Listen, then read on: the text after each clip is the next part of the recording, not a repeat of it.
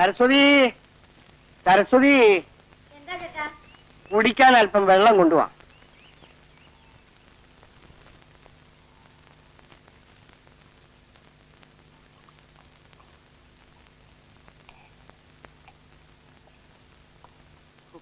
ചേട്ടൻ എന്താ പെട്ടെന്ന് ഇനി പോന്നത്? നല്ല ശിക്ഷയായിപ്പോയി. എന്നെ ഇന്ന് വിടത്തേയില്ലെന്ന് അവനൊരു പിടിവാശി. സുജാതയ്ക്ക് വിശേഷം വല്ലതും ഉണ്ടേട്ടാ? ഏയ്, അവൾക്കെന്ത് വിശേഷം? പരമസുഖമല്ലേ. മാധവൻകുട്ടിയോ? മാധവൻകുട്ടിയും അങ്ങനെ തന്നെ ഇരിക്കുന്നു. ചേട്ടൻ എന്താ വല്ലാതെ ക്ഷീണിച്ചിരിക്കുന്നത്? ഊണ് കഴിച്ചില്ലേ? കഴിച്ചില്ലെന്നു. കഴിക്കാതെ അവൻ വിടൂ. പിന്നെ ബസ് സമരം ആയതുകൊണ്ട് ഞാൻ നടന്നിങ്ങ് പോന്നു. നീ ഒരു ഗ്ലാസ് വെള്ളവും കൂടി ഇങ്ങെടുക്ക്. എന്റെ ഭഗവാനെ. ഒന്നുമില്ലേലും ഒത്തിരി കാലമായിട്ട് നമ്മൾ അയൽക്കാരല്ലേ. സാർ ഇങ്ങനെ ഒറ്റയ്ക്ക് കഴിയുന്നതിനെ പറ്റി ഞങ്ങളോട് പറയാറുണ്ട്. ആ കുഞ്ഞിനെ നോക്കാനെങ്കിലും ഒരാള് വേണ്ടേ? അതിന് പാറവുമയുണ്ടല്ലോ. നേരാ, അവർ വെറും ഒരു വേലക്കാരിയല്ലേ? അതും നേരാ. സുജാത വേറെ കല്യാണം കഴിച്ച സ്ഥിതിക്ക് സാറും ഒരു കല്യാണം കഴിക്കണമെന്നാ എന്റെ അഭിപ്രായം. ഞാനും ആ അഭിപ്രായക്കാരനാ. ഹേമേ, കാപ്പി കൊണ്ടുവരൂ.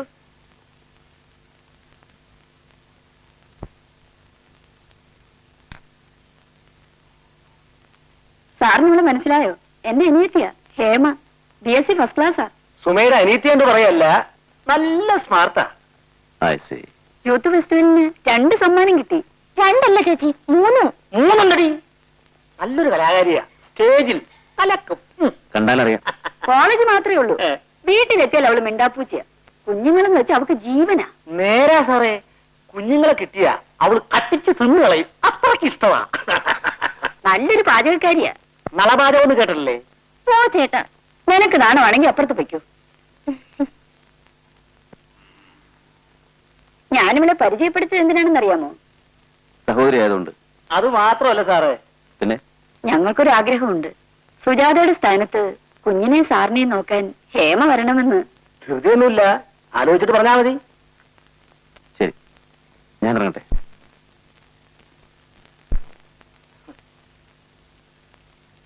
ഒന്നുകൂടെ ചെല്ലു മനുഷ്യ. പിടിച്ചു പിടിയാലെ പറഞ്ഞ് സമ്മതിപ്പിക്കുക. ഞാൻ ഏറ്റടി. പ്രകാശൻ സാറേ,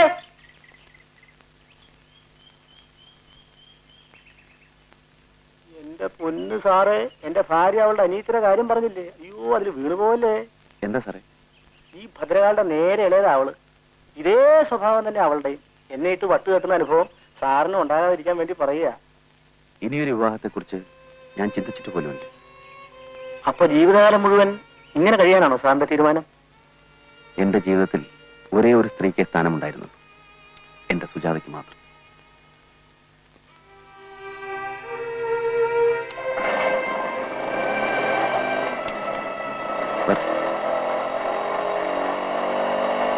ചേട്ടന്റെ വാക്ക് വിശ്വസിച്ചാണ് ഞാൻ രാജിവെച്ചു പോകുന്നത്. പക്ഷേ ഇവിടെ വന്നതിന് ശേഷമാണ് ചേട്ടൻ എന്നെ ചതിക്കായിരുന്നെന്ന് മനസ്സിലാക്കിയത്. ഞാൻ ആ പെണ്ണിനെ കെട്ടിയതുകൊണ്ടാണോ നീ ഇത് പറയുന്നത്? എടി മെഴ്സി, ഒരു പ്രത്യേക ഉദ്ദേശത്തോടെയാണ് ഞാൻ അത് ചെയ്തത്. പിന്നെ പെണ്ണ് കെട്ടുന്നതിന്റെ ഉദ്ദേശം എന്താണെന്ന് എനിക്ക് അറിഞ്ഞൂടെ? എടി, അവളോടൊത്ത് സുഖമായി ജീവിക്കാനായിരുന്നെങ്കിൽ നീ രാജിവെച്ചു വരാൻ ഞാൻ എഴുതുമായിരുന്നു. പിന്നെ എന്തിനാ എഴുതിയത്? ഒരു കാലത്ത് എന്റെ മുഖത്ത് നോക്കി എന്നെ അവമാനിച്ചവളാണ് എന്റെ ഭാര്യ. അവളോട് പകരം വീട്ടാൻ എനിക്കൊരു അവസരം കിട്ടി, അത് ഞാൻ ഉപയോഗപ്പെടുത്തി. അപ്പോൾ എടി, കാണാൻ പോകുന്ന പൂരം എന്തിനാ പറഞ്ഞു കേൾപ്പിക്കുന്നത്? 5 സ്റ്റാർ ഹോട്ടലിൽ നിനക്ക് ഞാനൊരു റൂം ബുക്ക് ചെയ്തിട്ടുണ്ട്. ഇപ്പോൾ അവിടെ താമസിക്കാം.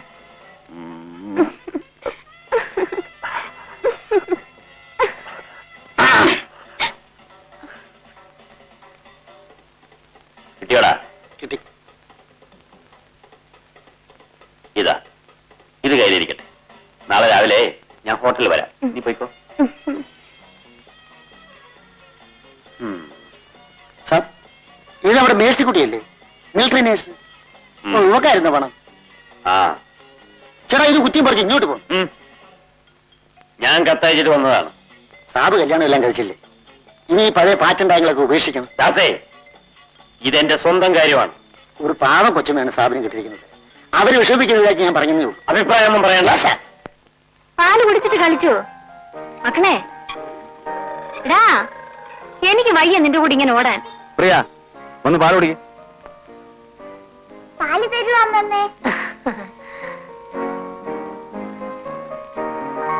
സാർ ഇവിടെ ഉണ്ടെങ്കിൽ ഒരു പൂച്ചയാ, ഇല്ലെങ്കിൽ പുലിക്കുട്ടി. ഞാൻ മണ്ണാർശാലയിൽ പോയിട്ട് വരുന്നത് വരെ സാറിന്റെ പങ്കപ്പാടായിരിക്കും. ഓ അത് സാരമില്ല. സാറേ, ഈ കുഞ്ഞിനെ കൊണ്ട് എത്ര നാളിങ്ങനെ കഴിയും? ഒരു കല്യാണം കഴിച്ചാൽ സാറിനെ കുഞ്ഞിനെ നോക്കാൻ ഒരാളുമായി, വീട്ടിനൊരു ഐശ്വര്യവുമായി. പാർവമേ, ഞാനും സുജാതവും എങ്ങനെയാണ് കഴിഞ്ഞിരുന്നതെന്ന് നിങ്ങൾ കണ്ടിട്ടില്ലേ?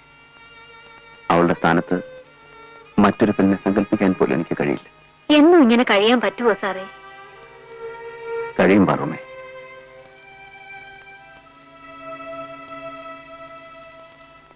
ഇന്ന് ഞാനും ഇവനും ഒരുപോലെ അനാഥരാണ്. ഞങ്ങളെ സ്നേഹിക്കാൻ ഈ ലോകത്ത് മറ്റാരുമില്ല. അവനെ സ്നേഹിക്കാൻ ഞാനും, എന്നെ സ്നേഹിക്കാൻ അവനും മാത്രം. മോനെ,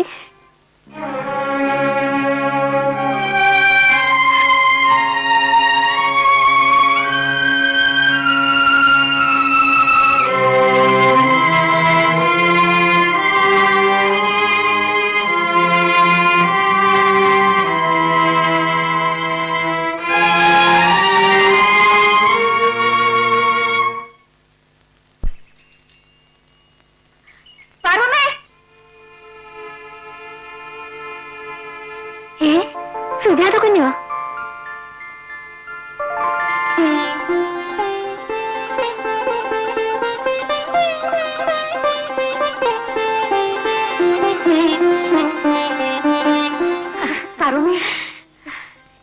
എന്റെ കുഞ്ഞ്, എത്ര നാളായി ഒന്ന് കണ്ടിട്ട്. ഇതാണോ കുഞ്ഞിന്റെ വീട്? അതെ. അദ്ദേഹം അകത്തുണ്ടോ? ഇല്ല. പാറുമ്മ എവിടെ പോയിട്ട് വരിക? മണ്ണാർശാലയില് ഒരു നേർച്ച ഉണ്ടായിരുന്നു പ്രിയം കുഞ്ഞിന് വേണ്ടി. അത് കഴിച്ചേച്ച് വരുവാ. വാ, നമുക്ക് അകത്തേക്ക് പോവാം.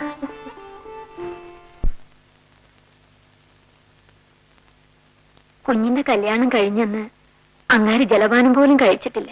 പുറത്ത് തിണ്ണയിൽ കസേരയിട്ട് ഒറ്റ ഇരിപ്പായിരുന്നു. കുഞ്ഞിന്റെ പുതിയ ഭർത്താവ് ഒരുപാട് കാശുള്ള ആളാണല്ലേ? എവിടെ പോയിരിക്കുന്നു? പുറത്തു പോയിരിക്കുക. കുഞ്ഞ് ഒരുപാട് ക്ഷീണിച്ചല്ലോ. എന്താ മുഖത്തൊരു പാട്? അങ്ങേര് ഉപദ്രവിക്കുന്നുണ്ടോ? എത്ര സന്തോഷമായിട്ടാ കുഞ്ഞെ നിങ്ങൾ അവിടെ കഴിഞ്ഞിരുന്നേ. ആ കളിയും ചിരിയും ഒക്കെ ഇപ്പോഴും എന്റെ കണ്ണുവട്ടത്ത് തന്നെ നിൽക്കുന്നു. തലയിലെടുത്ത് തൂത്താ പോവോ? പ്രിയൻ ഒത്തിരി വളർന്നോ? വളർന്നോ? കുസൃതി കുട്ടനാ. സത്യം പറയാവല്ലോ കുഞ്ഞെ, എനിക്ക് അവനെ കാണാണ്ട് ഒരു നിമിഷം ഇരിക്കാൻ വയ്യ. കേട്ടോ കുഞ്ഞെ, എല്ലാ വെള്ളിയാഴ്ചയും അങ്ങാര് അവനെ കണിച്ചുകുളങ്ങര അമ്പലത്തിൽ കൊണ്ടുപോകും തൊഴാൻ. പ്രിയനെ ആരും അന്വേഷിച്ചു വന്നില്ലേ? ആര് വരാനാ കുഞ്ഞെ? അതൊക്കെ ഓരോ അസൂയക്കാര് പറഞ്ഞുണ്ടാക്കിയതല്ലേ. നിങ്ങളെ തമ്മിൽ പിരിച്ചിട്ട് അവർക്കൊക്കെ എന്ത് കിട്ടി? ദേ, നമ്മുടെ അയൽവക്കത്തെ സുമത്തിന്റെ അനിയത്തി ഉണ്ടല്ലോ രാധ, അതിനെ പ്രകാശം കുഞ്ഞിനെ കൊണ്ട് കെട്ടിക്കാൻ നോക്കി. പക്ഷെ എന്റെ മോൻ സമ്മതിച്ചില്ല. മോനോ? അതെ, ഞാനിപ്പോ പ്രകാശം കുഞ്ഞിനെ മോനെന്നാ വിളിക്കുന്നത്. അതിനെ സ്നേഹിക്കാനും ആരെങ്കിലും വേണമല്ലോ. പറയുന്നേ, ഞാൻ പറയുന്നതാണോ തെറ്റ്? കുഞ്ഞു തന്നെയല്ലേ ഇതൊക്കെ വരുത്തി വെച്ചത്?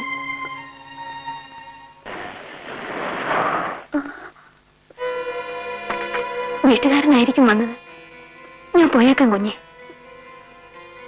പോട്ടെ.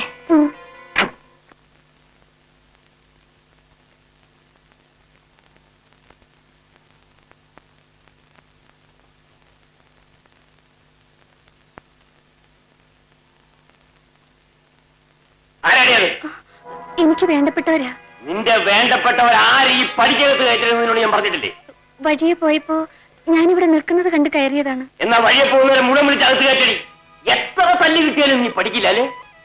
Bloody rascal. നീ എന്താ അവർക്ക് കൊടുത്തയച്ചത്? ഞാനൊന്നും കൊടുത്തയച്ചില്ല. എന്താ അവരുടെ സഞ്ചിയില്? എനിക്കറിയില്ല. ഒരു സാരി മാറിയിട്ട് പാടി, നമുക്ക് എല്ലാം വരെ പോണം. എങ്ങോട്ടാണ്? നിന്റെ അമ്മയുടെ നായരെ കാണാൻ. സ്ഥലം പറയാതെ ഞാൻ വിളിച്ചാൽ നീ വരില്ല അല്ലേ?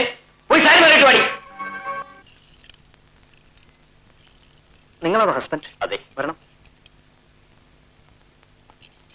നീ ഇവിടെ നിൽക്ക്. ഇരിക്കൂ. നിങ്ങളുടെ വൈഫിനെ കുറെ കാലം മുമ്പ് ഒന്ന് എക്സാമിൻ ചെയ്താണല്ലോ. അതെന്തിന്? ഇതേ പ്രശ്നം സംബന്ധിച്ച് തന്നെ. എന്നായിരുന്നു? 3 വർഷം മുൻപാ. അന്ന് മിസ്റ്റർ പ്രകാശനായിരുന്നു അവരുടെ husband. We had A thorough checkup.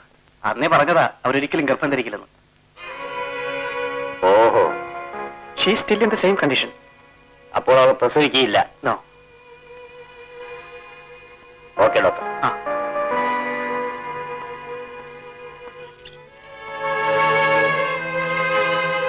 വഴി.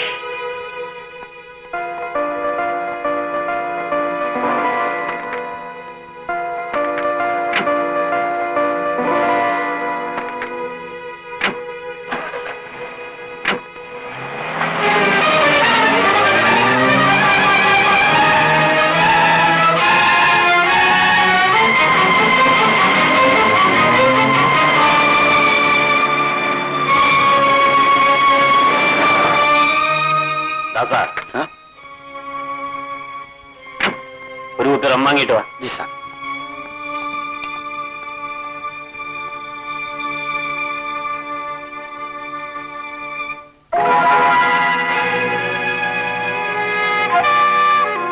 എടീ, ഒരു ഗ്ലാസ് എടുത്തോണ്ട് വാ.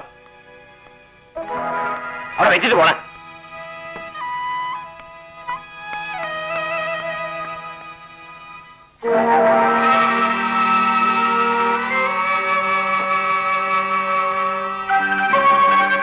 ഇല്ലടി.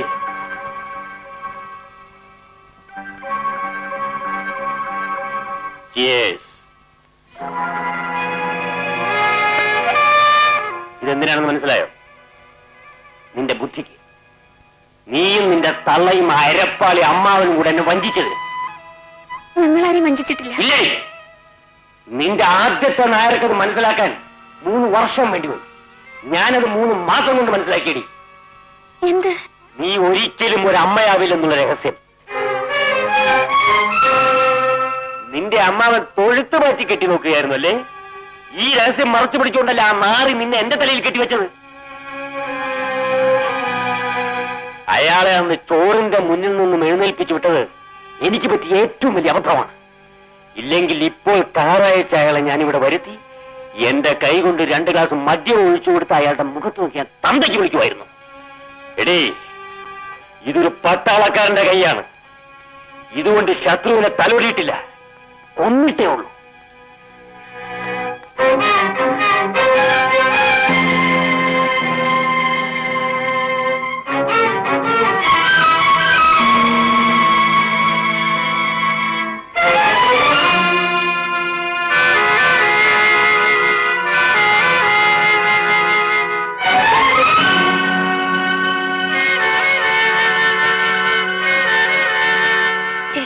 ഡോക്ടർ എന്ത് പറഞ്ഞു?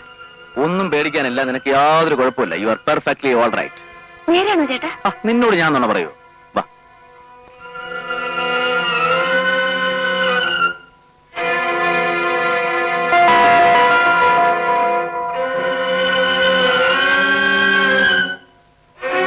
പരിശോധന കഴിഞ്ഞിട്ട് 3 വർഷമായി. 6-7 വർഷങ്ങൾ കഴിഞ്ഞിട്ട് എത്രയോ സ്ത്രീകൾ പ്രസവിച്ചിരിക്കുന്നു. നമുക്കിനി ഇഷ്ടംപോലെ സമയമുണ്ട്. ഇനി എപ്പോഴാ? ഷഷ്ടിപൂർത്തി കഴിഞ്ഞിട്ടോ?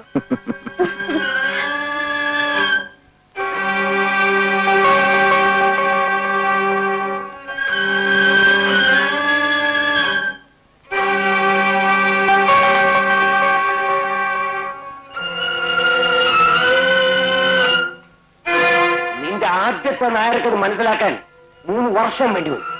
ഞാനത് 3 മാസം കൊണ്ട് മനസ്സിലാക്കിയടി. എന്ത്? നീ ഒരിക്കലും പ്രസവിക്കുകയില്ലെന്നുള്ള രഹസ്യം.